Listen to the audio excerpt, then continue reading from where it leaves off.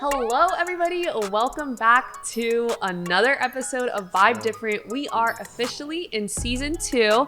Now, we dropped a little season 2 pre-episode for the people who are really listening, but it's still up. You can go listen to that. That was with Tiffany. We have had a break. We have had summer. I hope everyone's feeling nice and rested and tan. But I'm so excited to be back. I've missed this, and I've missed hearing from so many cool voices. And speaking of really cool voices, I'm super excited for the guests that we have on today. So we have Jamar and Mason, two super awesome people, and they're gonna introduce themselves for us. So Jamar, tell us a little bit. So I'm Jamar, and I'm a college student right now. I go to UF, and I'm just excited to be on this podcast. And my favorite quote I'd like to share with you guys, it's faith is deliberate confidence in the character of God, whose ways we may not always understand. And that's by Oswald Chambers. So, yeah. You always got so much wisdom, Jamar. So wise. All right. Hello, I'm Mason. I'm 17. I'm a senior in high school, dual enrollment student at Santa Fe College. I help run tech here at Greenhouse Church for the youth ministry. I love outdoor sports. I love to hunt and fish and be outdoors. And one of my favorite quotes, because I'm a big movie buff, I'm sure no one will know this quote, but it's called "Courage is being scared to death, but saddling up anyway," from a good old Western John Wayne movie. I love it. I love it. That's great. Yeah. So as you heard, Jamar, a super amazing youth leader as well as college leader, and just a really awesome disciple maker. And Mason is one of our really great student leaders. He has such a cool perspective on life and just everything. And so I'm excited for you guys to hear from them. So we're just going to get straight into it. So during our summer internship, we got to hear from a lot of different leaders who taught. And Jamar, you taught on the really cool topic of inside out righteousness. And I remember the title really stuck out, and the teaching just really stuck with me. And I think what got me is that it feels and sounds really churchy. Yeah. But when you started teaching about it, I was like, this is so practical. Like, this is literally just life. And so I was wondering if you could even just break this down for us. What is inside out righteousness? Yeah, so it is a big, heavy topic when you just say it out loud like that. But ultimately what it means is that our righteousness, our right standing with God does not come from our own actions or the things that we do, but it ultimately comes from who we put our trust in and who we believe in, which is God. So by doing that, it shows you that our righteousness is kind of like this inside out, upside down way that's a lot different than what the world says. And so that's kind of like that idea of inside out righteousness. That's awesome. Yeah. I think it's so cool about how, you know, a lot of us think that the way we get right, the way we are made perfect, we think of it the way the world thinks of it, which is do a bunch of really great things and then you are good. Whereas God is like completely radical. He's saying, no, like I'm throwing that away. I'm saying you are good because I've made you good. You are righteous because I've made you righteous. And now you are free to walk in that. And it takes all the pressure off. It's so amazing that he even does that for us. And so Mason, even as a student, this can be like kind of hard to think of and live out. So you want to like even share with us your perspective? Yeah, absolutely. I mean, about what you said about our actions, you know, today, you know, in Gen Z, in my generation, you know, we don't think about our actions. And it's very sad and it's very disappointing. But, you know, the hardest thing about, in my opinion, being a teenager and trying to be a Christian, you know, when you have certain friend groups or when you know certain people, you know, most of the time when you're spending time with those type of people who may not make good decisions and don't make good actions towards others and towards themselves, you know, it's very hard because when you see that and you want to be a good light to them, that light turns into, you know, darkness, and you just go and make the same choices that they're making most of the time. And sometimes you may not be a part of it, but you're still involved in it, and it can still have an impact on you. It can still have it can still have an impact on your relationship with the Lord. Yeah. And to me, it's very important that people my age should realize that. Yeah, no, it's really great. And I think it's a really good moment for us to even pause. And I think this is good for anybody, Gen Z, adults, millennials, like I think a lot of us, I think our society right now, we live this life of what is good for me right now and what do I want to do right now. And it's not always in a negative way. Like some people think that in a really positive way of like, hey, like I want to spread positivity. What am I going to do right now? But it's this idea of the only thing that matters is the next 5 minutes of life, is the next 1 day of life, the next 2 days. And even the series we're in youth, it's called Time Travelers. And this idea is wisdom is the time machine we step into to affect like our tomorrow. And it's crazy because this is literally saying like, if you want to know how your tomorrow is going to be affected, ask yourself about like righteous living, not about perfect living, but about righteous living. Because you can't have one without wisdom. Like you can't have them like separate from each other. And so I think it's really cool to even say that. It's a lot of just pausing and saying, this may feel good right now, but is it good? Like, is it going to stay good? Yeah. And so I love that you even have that perspective. But why do we think this should really matter to Gen Z? Like, yes, we know that they should want to make good choices, or they should want to be around good people, or whatever the case may be, you know, that idea of the perfect living. Why do we think this matters right now? Well, they're the future. Yeah. We're the future, you know.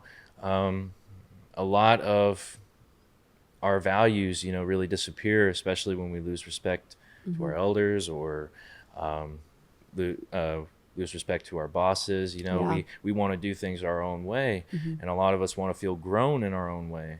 And regardless of if it's teenagers, you know, people who are in their early 20s or their early 30s, you know, people who also don't know the Lord, you know, don't know their purpose. Because the Lord is how you find your purpose. That's good. And if you ignore that and you try to do your own thing, in my opinion, you're going to be stuck in that time loop forever until you find a way to break it and actually chase a relationship with the Lord.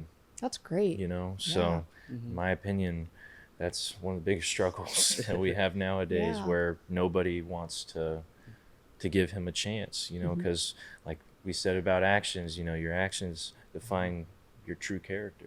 That's great. Define your true heart. So even piggybacking off of that, like you're saying, Gen Z is the future, and there's so much potential there. I feel like with this generation, there's so many creatives, so many people who are like, you know, just on fire in different hobbies and different interests. And man, imagine if the Lord can like use that, you know, like if these if we were able to harness our talents and submit that to the Lord, like how much more could we see an impact in this generation in our society. And I really do think that it's really hard for us to even begin to picture how do we come to the Lord, because I think we have this image of there's this huge mountain that we need to climb in order to reach God. But God's saying, no, I already climbed the mountain for you. I'm coming down to pick you up and take you with me. And I think that if we kind of frame our view of God and righteous living as the Lord coming down to meet us instead of us trying to climb a hill, then we can start to kind of move down this path towards him and really understand his character and who he is.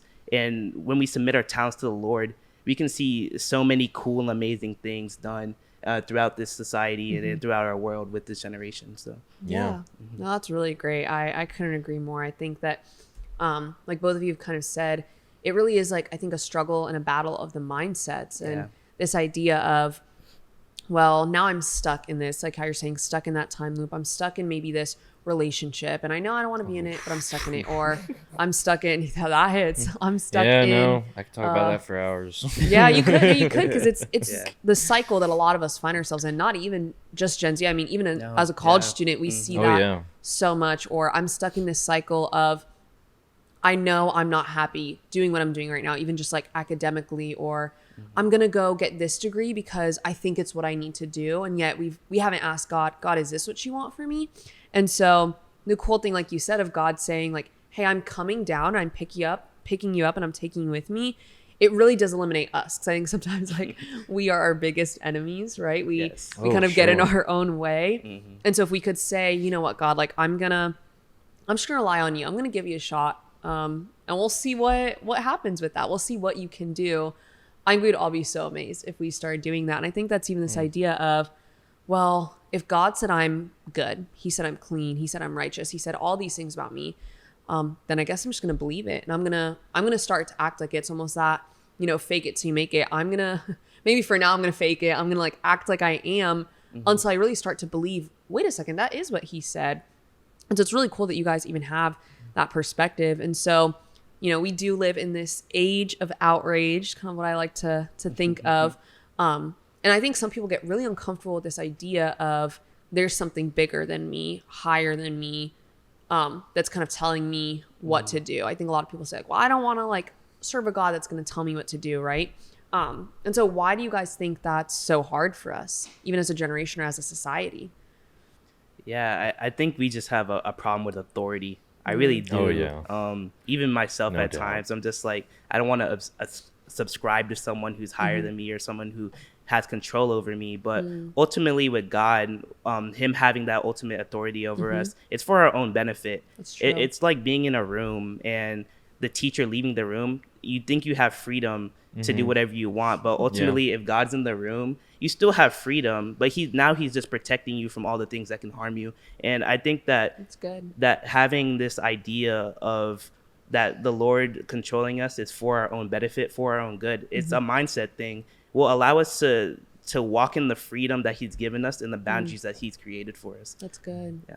I like that. Well, I see it all the time in youth now. I'll see kids walk in there with the same look I had on my face, Yeah. when I first walked in there. And that's, what am I doing here? Yeah. I don't belong here. I grew up in church my whole life, but I wouldn't have considered myself a Christian until I was probably just about 16 years old, And like you said about we have issues with authority, we also have an issue with image. And that's really big now. Everybody's wondering what everybody's up to nowadays, and it's all what you say about we're all supposed to look alike, and in my opinion, that's not true. Like I said, God has a purpose for us all. And when I see people walk in there, especially if it's a middle schooler or just someone close to my age, a senior, what my guess is, they're afraid. They, not too long ago, there was someone in there who raised their hand and then just dropped it. They were afraid to receive prayer. And to me, that just shows that they're afraid. They're scared. They don't want people to see that image of them. But you know what? Believe it or not, we all sin. Christians aren't perfect, Yeah. We're not perfect, and Christianity doesn't make you perfect. It's true. But what it does is God can perfect you in the mistake that you made, as long as you give into it and you admit it, Yeah. And one thing that, not a lot of people think about nowadays, especially young teenagers, is, we got to help one another. And if you are going through something that somebody could potentially relate to, if you confess that to the Lord and then you meet somebody who's going through the same thing, you could be the light in that person's life through God's love.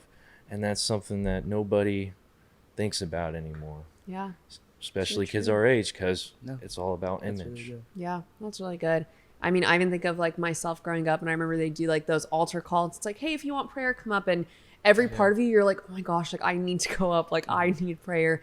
But you're terrified of what. Well, what about the sure. friend that's with me? Like, what are they going to think about? Or my leader thinks I'm doing great. What are they going to think about me when I go up for prayer for something or for a situation? And so I really think it's what you're saying. We kind of live in this age where we're really scared of what others think, and it almost keeps us from trying to get there, like trying to reach out our hand and say, you know what, God, like I'm ready, like put me on your back, I'm ready to walk up that mountain with you. But we're scared of the person next to us. Well, what are they going to think of when they see me asking for help? And like how you said, it's even our job kind of as like a family to help each other, to say like, hey, if I'm struggling with something, like I want to make sure that the people next to me don't have to. And a picture that I love to like kind of think of sometimes in my head is that a few like months ago at youth, and I saw it again last night, there's this group of girls really love each other, really close. And a few of them were just like really broken up over something. And so the girls immediately got into a circle and were praying over each other. Yeah. And it's like they didn't even hesitate. Or there's like a group of guys and youth that always like will circle up around each other and they're praying for each other. They're making sure that each other's covered. And I'm like, yes, like that is the kind of thing we need. Like we need to know that, hey, did you fall today? Like you're really far from righteous. That's okay. Like, hey, how can we help pick you up? How can we help pray for you? How can we help be there? And I just like that it really does come back to image, just kind of how we think of ourselves. It's very, very hard. Yeah. And what you just said about, you know, we all gather and we all pray. Yes, it's very important. Like I said, it's image. Yeah. And, you know, it's very hard to go ask for prayer. Yeah, it is. It's very hard because it's confession. You know, it's confession. And the one thing that, you know, I want to encourage people on is, you know, the one thing that I'm sure they're scared of is like, I don't trust that person. I don't want them knowing my business. Yeah. Yeah, I get that 100%. But when you trust in the Lord and you ask for prayer, like, Lord, I need prayer, but I want someone to pray over me. I need you to just show me a sign on who could be that light to me right now, Lord. That's great. You know, and that's what I did. And one of our leaders, Gunner, you know, I walked up and asked him for prayer many times. And, you know, it's really helpful. It's nice when you have somebody else who loves the Lord who can help guide you to learn God's love, you know. And what I mean by that is he's not going to just explain God's love. He's going to explain how you can find God's love. Yeah, you got to give yourself a chance. You got to give him a chance. You got to give yourself a chance. It's called faith. Yeah. Faith. That's Yeah. really good. That is why they call it faith. That is why. Yeah. That's great. Yeah. And so even taking this idea, you know, you're in a world that wants you to look the exact same. Mason, as a student, how do you kind of try and fight this in your life? Like you said, nobody's perfect, but how do you do your best to kind of walk this out? Well, a good prime example, you know, like I said, I'm a dual enrollment student at Santa Fe. So none of my classmates, I don't think, follow the Lord. And you know what? That's okay. That doesn't upset me. You know, some of them may use foul language, or I've had friends in the past that use foul language and made stupid decisions. Decisions I don't agree with at all. But for me, you know, if you're somebody who wants to give the Lord a chance and you want to welcome him into your life, you want to welcome Jesus into your heart, you know, the same people that you're around that are having an impact on your life and your mental health on, you know, man, they're going through this thing. I don't know how I can help them, or they're making these decisions and I've known them for many, many years, but I don't know how I can help them, you know? And as somebody who has been through that many times, it like I said, it's all about faith. And there's a good saying out there, you know, like for the kids who may come to church and say that they're Christian, but only go off of their parents' faith when they come to church and not their faith, because you have to have a relationship with the Lord yourself as well. There's a good old saying out there, and I think Pastor Mike preached about it a while back, years ago, but you know, if you go by a Christian, or if you say you're a Christian, you know, is there evidence to prove it? You know, so that's something that my dad told me also a while back, and that really stuck out to me. And, you know, you got to be a light to others. You know, that's part of being a Christian, is spreading, you know, God's love and what Jesus wants us to do as you know, community. And my advice would be to just, you know, at least you know, you may not get it at first, but keep trying. Don't give up on that, because you may go back to the same loop. And the one thing I can say is, like I said, I see the same face, and that same face is just the same look of confusion, or, you know, if you're sad and depressed, lonely, you know, you don't know what's going on in your life right now, and you're trying to figure all that out. One of the greatest things that the Lord can give you is a good smile on your face, because you have faith in him, and, you know, he'll help you. And that's the same reason I have a smile on my face now, because I have faith. So don't give it a chance. That's great. Don't give up on it. Yeah, I love that. Definitely give it a chance. I think that's what I would tell anybody is, if you think that you're too far gone. You think I've done too much. There's no way I could walk back for it. I mean, I'm sure, Jamar, you even see that a lot with college students. Like, well, you don't know my past. Like, hey, leave that at the door. Like, it's We all okay. have a Like, past. yeah, We've all made dumb decisions in our Yeah, lives. absolutely. That's how we learn from them, you know. yeah, it's really true. It's and great. and the one last thing I'll say is for those who see Christians as bad people, there are judgmental Christians out there. Yeah. And yeah, it's hard not to be judgmental, because when you don't agree with something, you're going to be like, well, I don't agree with that. That's ridiculous. You know, there are times where I'm like that still. But the one thing we have to remember is we can't judge somebody for who they are, because guess what? We could make the same mistakes. We make the same mistakes they're doing, you know, and you got to understand that person is just as much as a sinner as you are, and you can't be judgmental on that. But you can pray over that person. Absolutely, yeah. You know, pray peace over them. Hope that they find balance. You know, and that's something that is also a big problem. Is today it's very judgmental, especially through social media. It's true. Yeah. It's all really great stuff. So we're going to talk about this even some more in another episode. So probably hear from these voices again, and I'm really excited for that. But we're just going to even close out and really just echo what they said.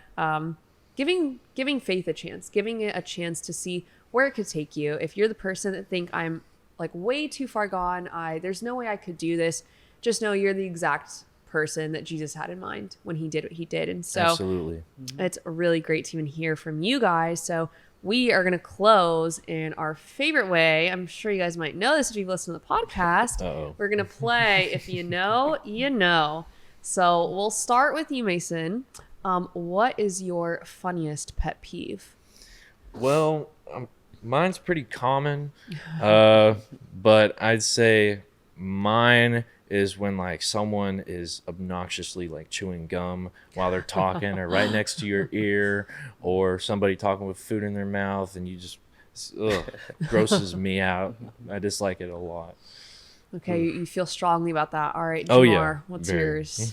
I don't know if this is entirely funny, but for me, it's like when someone leaves the dishes in the sink. For me, hashtag having roommates. Yeah, they know who they are. But but yeah, just coming home and seeing like a sink full of dishes, I'm just like inclined to clean them at that point, and it just makes it annoying sometimes when you're just like, man, I just want to relax. So that's probably mine. That's true. And I grew up with 3 brothers, so you get it. 100%. But I'm guilty too. Yeah, I was gonna say I was the roommate. I like remember my mom telling me, she's like, "You're going off to college. You need to get really tidy and organized really fast because you don't want to be that roommate." Oh yeah. And then I realized, I was like, "Dang, she's right." Because I had like a roommate that was super clean, so she literally like wash her dish like immediately after eating. And I was like, dang, I gotta like get like her, because I'm glad to be like, I'll get to that later, and I'll be like, oops, it's later and I forgot. That's great. So we just really want to thank you guys even for listening, for just tuning in today, whether it's YouTube or podcast or Spotify. Feel free to follow us on Instagram at greenhouse_youth, and check us out on Wednesday if you're in the area. We would love to meet you, talk to you. Before we go, we are going to leave you guys with something to even say and just kind of repeat after us. So I have the power of Christ in me. I am chosen, seen, and loved. I am more than a conqueror. I will refuse to be moved by the tides of culture, but I will follow Christ. I'm not another statistic, but I will be a part of changing the narrative for Gen Z.